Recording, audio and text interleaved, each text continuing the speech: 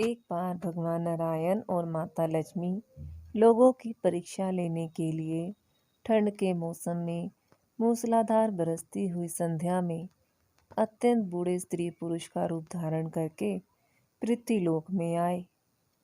वह नगर के एक धनी सेठ के द्वार पर जाकर फाटक खटखटाने लगे। दरवाजा खोलकर सेठ जी ने जब उन्हें देखा तो बिगड़कर बोला, अरे, कीचड़ सने पांव से सारे दालान में मिट्टी फैला दी, भागो यहाँ से।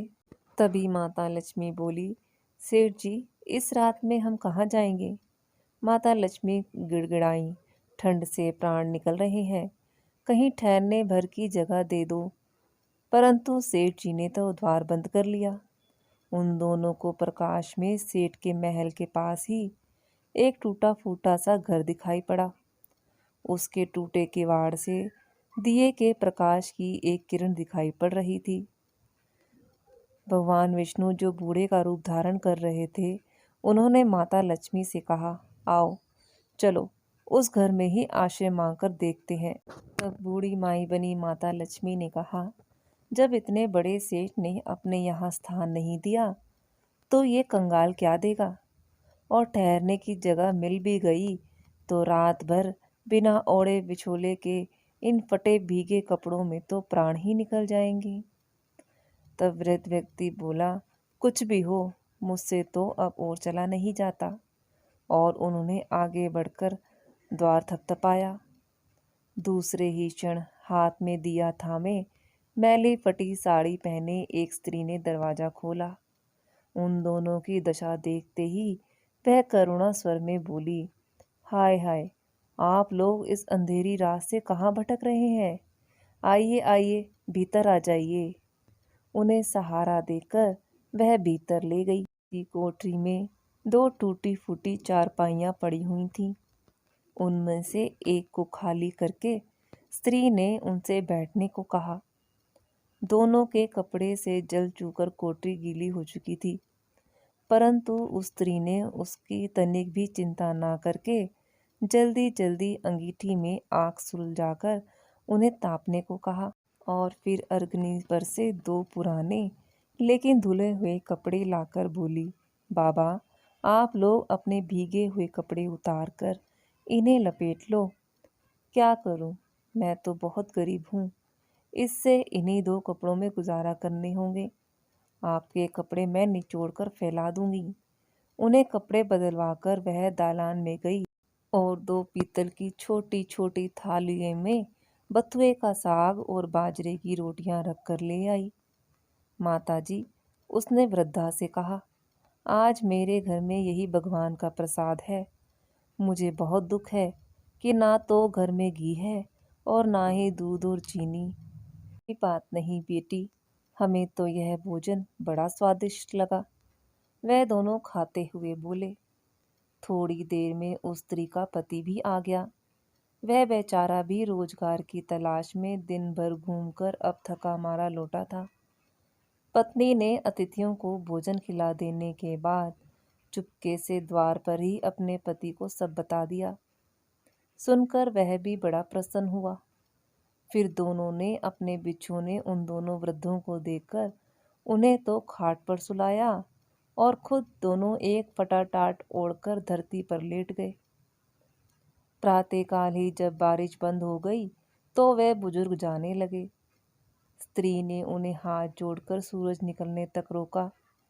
फिर घर में जो कुछ चने पड़े हुए थे उन्हें पीसकर आटा गूंदा, रोटियां बनाई और उनके साथ केले बांध दी और बोली, माता, हम निर्धन हैं, इसी से जैसी सेवा करनी चाहिए थी वैसी तो ना कर सकी। आशा है आप मुझे क्षमा करेंगी। बूढ़ी बनी माता लक्ष्मी ने उत्तर दिया, बेटी, हम गरीबों की जो सेवा तूने की है उसका फल तो तुझे भगवान देंगे। आज तू जो चीज छुएगी वह दिन भर खाली ना होगी। वह लोग चले गए तो स्त्री को अपने बथुए की हांडी को साफ करने की याद आई। रसोई में जाकर उसने हांडी उठाई तो देखकर आश्चर्य से भर उठी। उस हांडी में अशर्फियां भरी हुई थीं। जैसे ही उसने हांडी को उलट कर रखा तो वह दोबारा भर गई। वह उन अशर्फियों को उठाकर रखती और हांडी में दूसरे भर जाती। दिन भर में उसकी कोठरी में अशर्फियों से ही भर गई। बस फिर तो उसके पति ने उन अशर्फियों को बेचकर बढ़िया सा मकान ले लिया, एक कपड़े की दुकान खोल ली, घोड़ा गाड़ी खरीद ली और वे सब सुखपूर्वक रहने लगे। उस सेठ को जब ये समाचार मिला कि उसके निर्धन पड़ोसी एक ही रात में अमीर हो गए हैं, तो उसने उस स्त्री और उसके पति को बुलाकर कारण पूछा।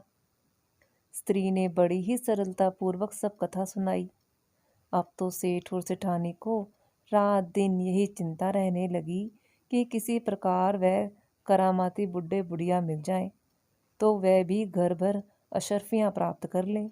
दोस्तों, देवता तो लोगों की इच्छा करते ही मनुष्य के हृदय की बात जान लेते हैं। एक रात जब जूरों की बारिश हो रही थी और ओले भी पड़ रहे थे, तो वही बुढ़े बुढ़िया फिर उसी सेठ के घर पहुंचे। द्वार पर खटखट सुनते ही सेठ ने बिजली के प्रकाश में से झांक कर पहचान लिया और जल्दी जल्दी सेठानी को उन्हें लेने भेजा।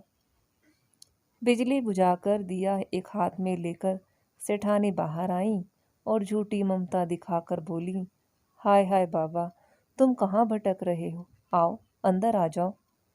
फिर घर की सबसे टूटी हुई चारपाई पर उन्हें बैठा दिया।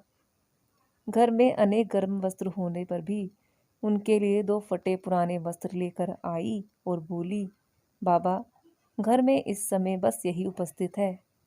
और फिर उनसे बिना पूछे ही घर की सबसे घिसी पुरानी थालियों में बथुए का साग और बाजरे की रोटी भी ले आई। ओढ़ने को 2 फटे कंबल भी दिए। फिर सेठ सेठानी भी उसी कमरे में गद्दे बिछाकर धरती पर लेट गए। सवेरे अंधेरे ही जब दोनों बुजुर्ग जाने लगे, तो सेठानी ने चना पीसकर रोटी बनाई और उनके लिए बांध दी और बोली, माता, हम बड़े दरिद्र हैं, आपकी सेवा ना कर सके। आशा है आप हमें क्षमा करेंगे। माता लक्ष्मी, जो बूढ़ी का रूप धारण कर रखा था, वह बोली, बेटी, जैसी सेवा तूने की है उसका फल तुझे भगवान जरूर देगा। हाँ, आज तू जिस काम को हाथ में लेगी वह दिन भर में समाप्त ना होगा। लोगों के जाते ही सेठ सेठानी में झगड़ा हो गया। सेठ चाहता था कि बथुए की हांडी मैं खोलूं और सेठानी चाहती थी कि मैं खोलूं। अंत में दोनों ने एक साथ हांडी पकड़ी। इस छीना छपटी में हांडी टूट गई और कमरे में बथुआ ही बथुआ बिखर गया। सेठानी झाड़ू लेकर कमरा धोने लगी।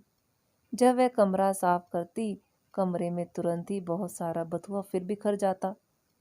सवेरे से संध्या तक उसे कमरा साफ करना पड़ा। दोस्तों, जिसकी जैसी नीयत होती है, भगवान उसे वैसा ही फल देते हैं।